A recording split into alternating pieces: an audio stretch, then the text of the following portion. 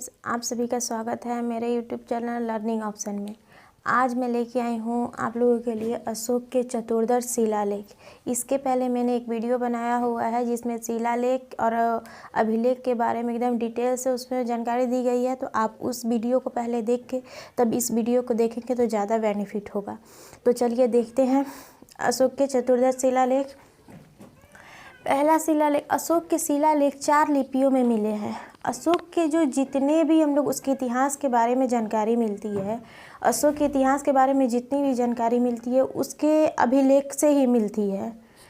क्यों? और अशोक को जो है अभिलेख लिखने की जो प्रेरणा है ईरान के शासक डेरियस से मिली थी। तो अशोक ने यहाँ पे 4 लिपियों में जो है अपने अभिलेख को लिखवाया है। पहला जो है ब्राह्मणी लिपि, जो इंडिया में हम लोग के भारत में मिले हैं, इस लिपि में लिखे हुए अभिलेख। और उसके बाद है खरोष्टी लिपि, यानी कि खरोष्टी लिपि में जो है पाकिस्तान में मिले हुए अभिलेख। उसके बाद है ग्रीक और अरमाइक। 4 लिपि है, ब्राह्मणी, खरोष्टी, अरमाइक और ग्रीक। अरमाइक और ग्रीक जो है अफगानिस्तान में इस लिपि में मिले हुए अभिलेख मिले हैं लिखे हुए, और ब्राह्मणी और भारत में, अरमाइक जो है खरोष्टी पाकिस्तान में मिले हुए हैं। तो उसके बाद देखते हैं कि संदेशों को पहली बार जेम्स प्रिज्म, यानी कि ब्राह्मणी लिपि में जो संदेश लिखे हुए हैं, हम लोग के भारत में ब्राह्मणी लिपि में लिखे हुए संदेश मिलते हैं। इसको सबसे पहले जो है जेम्स प्रिंसेप ने 1837 में, यानी कि 1837 ईस्वी में पहली बार पढ़ा था। अशोक के अभिलेख को 3 भागों में बांटा गया है। अशोक के जो अभिलेख है उसको 3 भागों में बांटा गया है। एक है शिलालेख, यानी कि पत्थरों पर लिखे हुए अभिलेख जो है उनको शिलालेख कहते हैं। उसके बाद स्तंभ लेख, यानी कि स्तंभ लेख जो है, जैसे कि लौरिया नंदनगढ़ स्तंभ लेख है हमारे बिहार में, तो वो जो है स्तंभ पे लिखे हुए अभिलेख को स्तंभ लेख और गुहा लेख, ये 3 तरह के अभिलेख अशोक के मिले हुए हैं। ये जो है चतुर्दश शिलालेख, यानी कि पत्थरों पे लिखे हुए, और इससे हमें क्या क्या जानकारी मिलती है ये देखेंगे। अशोक के चतुर्दश शिलालेख से क्या क्या जानकारी, उसके शासन, उसके इतिहास के बारे में कौन कौन सी जानकारी मिलती है, ये सब हम देखेंगे इस शिलालेख में। तो आइए देखते हैं प्रथम शिलालेख, यानी कि पहला शिलालेख। इसमें पशु बलि की निंदा की गई है, यानी कि इसमें कहा गया है कि पशुओं को हत्या नहीं करनी चाहिए और इसमें पशु बलि नहीं देनी चाहिए, और इसकी निंदा, यानी कि इसे गलत माना गया है इस अभिलेख में। पहला अभिलेख में पशु बलि की निंदा की गई है। दूसरा अभिलेख जो है समाज कल्याण, मनुष्य व पशु चिकित्सा, साथ ही साथ दक्षिण भारतीय राज्य चेर, पांड, केरल पर सत्ययुग, यानी कि इसमें जो है सेकेंड शिलालेख जो है, दूसरा शिलालेख समाज कल्याण, मनुष्य और पशु चिकित्सा की बात की गई है। दूसरा शिलालेख में कहा गया है कि समाज कल्याण करना चाहिए, मनुष्य और पशु की चिकित्सा के बारे में जानकारी दी गई है। इसमें जो है दक्षिण भारतीय राज्य, दक्षिण भारत में 3 संगम काल के 3 राज्य का उदय हुआ था। संगम काल, यानी कि पांड्य राजाओं के संरक्षण में 3 महाकवि सम्मेलन हुए थे। जी, उन संगम और सम्मेलन के वजह से इस काल का जो नाम है संगम काल पड़ा। उसमें 3 राज्यों का उदय हुआ था, चेर, चोल और पांड, जिसमें से इसमें चेर और पांड की चर्चा दूसरे शिलालेख में की गई है, लेकिन चोल राज्य की, चोल वंश की चर्चा इस शिलालेख में नहीं की गई है। साथ ही केरलपुर और सतीपुत्र की भी चर्चा दूसरे शिलालेख में की गई है। उसके बाद देखते हैं हम लोग तीसरा शिलालेख। इससे ज्ञात होता है कि युक्त में प्रादेशिक युक्तक राज्यों को हर 5वें वर्ष धर्म प्रचार हेतु भेजा जाता था। इसमें 3 अधिकारी लोग का नियुक्ति किया जाता था, राजुक, युक्तक और प्रादेशिक, यानी कि 3 लोगों की, 3 अधिकारियों की नियुक्ति की जाती थी, जो हर 5वें वर्ष धर्म के प्रचार के लिए दूसरी जगह भेजा जाता था। ठीक है, हम लोग पढ़े भी हैं कि जो अशोक थे उनके बेटा और बेटी संघमित्रा जो थे श्रीलंका में बौद्ध धर्म के प्रचार के लिए गए हुए थे। आगे देखते हैं चौथा शिलालेख। इसमें बहरी घोष की जगह पर धम्म घोष की चर्चा की गई है। ठीक है, इसमें बहरी घोष की जगह पर धम्म, बहरी घोष मतलब युद्ध का नगाड़ा जो होता है बहरी घोष का, तो उसके जगह पर बहरी घोष की जगह पर धम्म घोष की चर्चा की गई है। धम्म के बारे में आगे मैं बताऊंगी। धम्म की भी चर्चा एक शिलालेख में की गई है। देखते हैं कौन से शिलालेख में। उसके बाद है पांचवा शिलालेख, धर्म महामात्रों की नियुक्ति। यानी कि पांचवें शिलालेख में जो है धर्म महामात्र यानी कि जो ज़रूरतमंद लोग हुआ करते थे उस समय में, गरीब और ये सब के सेवा के लिए इन लोगों का नियुक्ति किया जाता था, धर्म महामात्र को, जो पहले नहीं होता था। ठीक है, लेकिन अशोक के समय में अशोक ने इन धर्म महामात्रों की नियुक्ति शुरू की थी, जो गरीब और बेसहारा लोगों को सहायता करते थे और धर्म प्रचार में, धर्म की स्थापना में भी सहायता करते थे ये धर्म महामात्र। तो इन लोगों का जो चर्चा है किस अभिलेख में किया गया है, पांचवा अभिलेख में किया गया है। उसके बाद आता है छठवां अभिलेख, अशोक अपने राज्य के लिए कैसे कार्य करते थे। अशोक जो है अपने राज्य के लिए कैसे कार्य करते थे, ये छठवां अभिलेख में बताया गया है।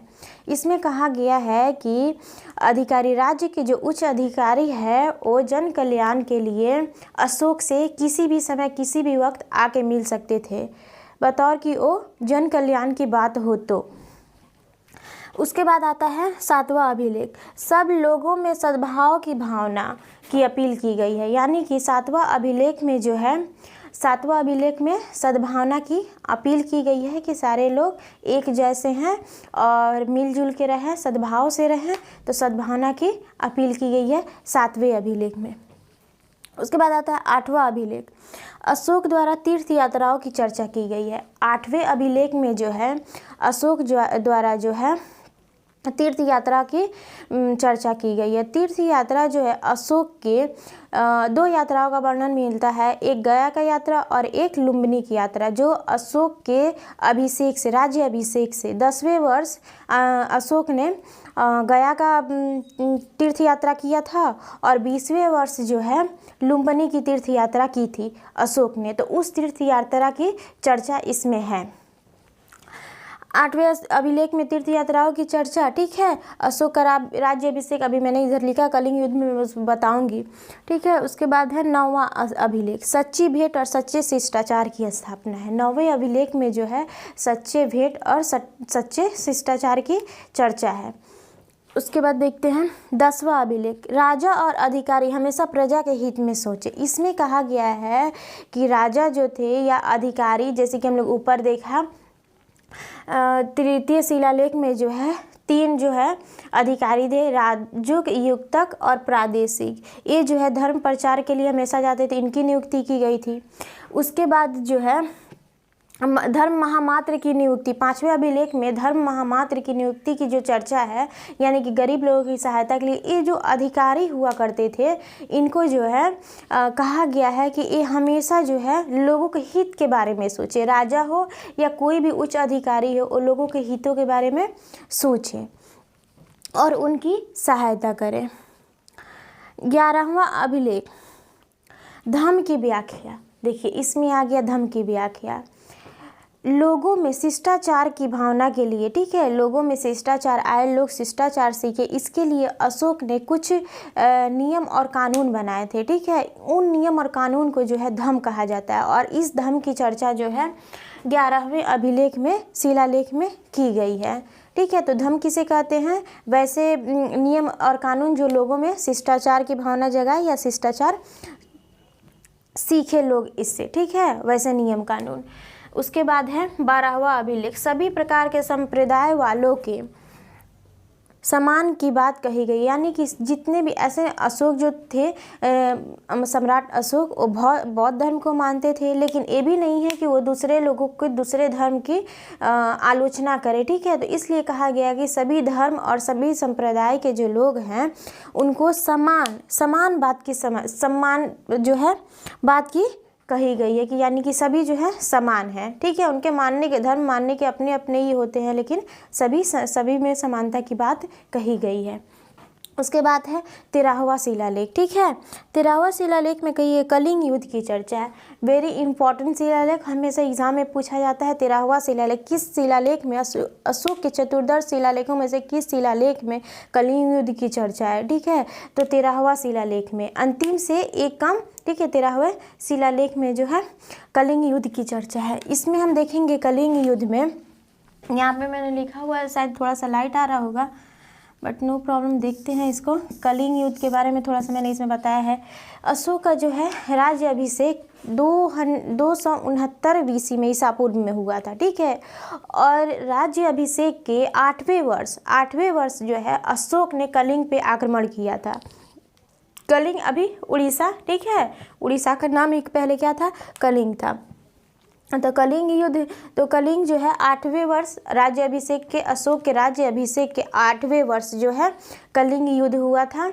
तो कलिंग युद्ध 261 ईसा पूर्व में हुआ था। 269 ईसा पूर्व में राज्य का सम्राट अशोक का राज्य अभिषेक, और 261 ईस्वी में BC में कलिंग युद्ध हुआ था। कलिंग युद्ध के समय में जो है कलिंग के राजा नंदराज थे, जो गंग वंश के थे। नंदराज जो थे गंग वंश के थे। ये भी पूछता है कि कलिंग युद्ध के समय कलिंग के राजा कौन थे, नंदराज थे। अब वहाँ पे मैंने इसके पहले एक वीडियो में बनाया है जूनागढ़ अभिलेख। जूनागढ़ अभिलेख में जो है हाथी गुम्फा अभिलेख में जो है यही कलिंग युद्ध की चर्चा की गई है, ठीक है। उसके बाद हाथी गुम्फा अभिलेख जो है खारवेल द्वारा बनाया गया था, ठीक है। खारवेल ने उसका निर्माण करवाया था हाथी गुम्फा अभिलेख का, उसमें इसकी चर्चा है।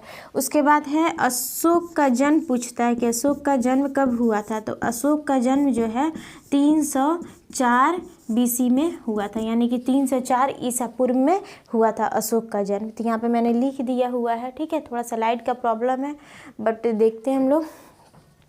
उसके बाद ये सब कंप्लीट हुआ, ठीक है। तो अभी एक बार हम लोग रिवाइज कर लेते हैं कि कैसे। प्रथम शिलालेख में जो है पशु बलि की निंदा की गई है, ठीक है। सबसे पहले जो है प्रथम शिलालेख में किसकी निंदा की गई है, पशु बलि की निंदा की गई है। दूसरा शिलालेख में जो है कहा गया है कि समाज कल्याण के लिए मनुष्य और पशु चिकित्सा की चर्चा की गई है। मनुष्य और पशु चिकित्सा की चर्चा की गई है। और इसी में जो है दक्षिण भारत के जो है राजा हैं उन लोगों के राज्य की चर्चा की गई है, जिसमें से चोल राज्य की चर्चा नहीं की गई है। ये भी एग्जाम में पूछता है कि दूसरे शिलालेख में जो है संगम काल के 3 राजाओं में से किस राज्य की चर्चा नहीं की गई है। तो चेर और पांड्य की चर्चा की गई है, लेकिन चोल की चर्चा नहीं गई है।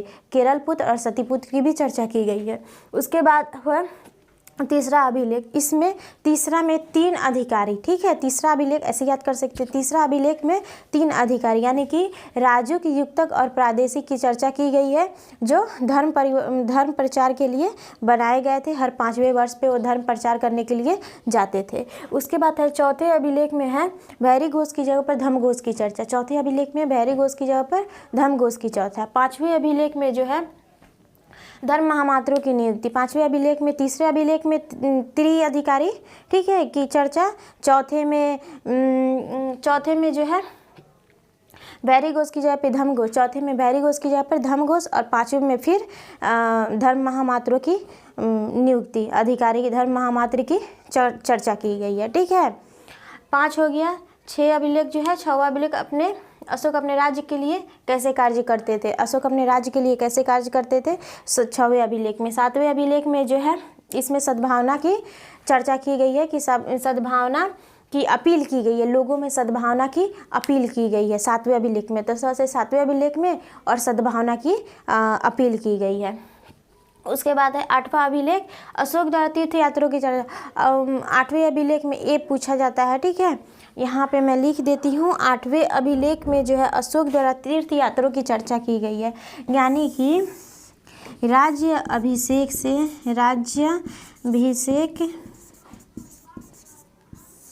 देख रहा है कि नहीं, है राज्य अभिषेक के 10वें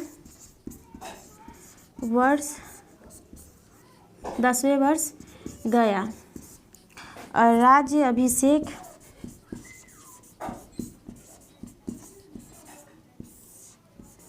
के 20वें वर्ष लुम्बिनी की यात्रा, ये पूछा जाता है, ठीक है। इसमें 8वें अभिलेख में अशोक के तीर्थ यात्रा की चर्चा। 9वां सच्ची भेंट और सच्चे शिष्टाचार की 9वें अभिलेख में चर्चा की गई है। 10वां अभिलेख राजा और अधिकारी हमेशा प्रजा के हित के बारे में सोचें। उसके बाद 11वां धम्म की व्याख्या। धम्म की व्याख्या किसमें? 11वें अभिलेख में 12वां शिलालेख। 12वें शिलालेख में जो है सभी प्रकार के संप्रदाय वालों के सम्मान की बात कही गई है। शिलालेख और अभिलेख, अभिलेख के जो है पार्ट वाइज बांट दिया गया तो वही शिलालेख होता है, ठीक है। सेम मीनिंग, सही प्रकार के संप्रदाय वालों के सम्मान की बात कही गई है। 12वें 13वां अभिलेख तो हमेशा याद रखना है, कलिंग युद्ध की चर्चा की गई है 13वें अभिलेख में। 14वां अभिलेख धार्मिक जीवन जीने की प्रेरणा की गई है। और इसी में कहा गया है 14वें अभिलेख में कि 14वें अभिलेख में कहा गया है कि अगर किसी भी शिलालेख में जितनी भी बातें लिखी गई हैं, अगर उसमें कोई त्रुटि होती है या उसमें कोई कमी होती है तो उसके संक्षेपण के वजह से, ठीक है, या उसको लोकप्रिय बनाने के लिए कि लोग उसको ज़्यादा फॉलो करें, इसलिए थोड़ी त्रुटि हो सकती है, या जो उसके लेखक हैं उन लोगों की वजह से त्रुटि हो सकती है। तो इसमें बताया गया है। एक बात और जो है, सच्ची भेंट और धम्म की यात्रा। राजा और अधिकारी हमेशा प्रजा के हित में सोचें। राजा और अधिकारी हमेशा प्रजा के हित में सोचें।